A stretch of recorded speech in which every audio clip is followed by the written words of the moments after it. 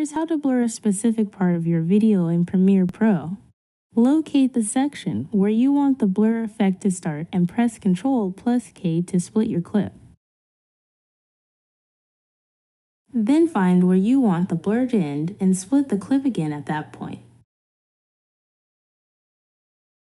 Go to the Effects panel, search for Gaussian Blur, and drag the effect onto the clip you want to blur. In the Effect Controls panel, you'll see the Gaussian Blur options. Choose either a rectangle or ellipse mask depending on what shape best fits the area you want to blur. Position and resize the mask to cover exactly what needs to be blurred. Adjust the blur amount until you're satisfied with the effect.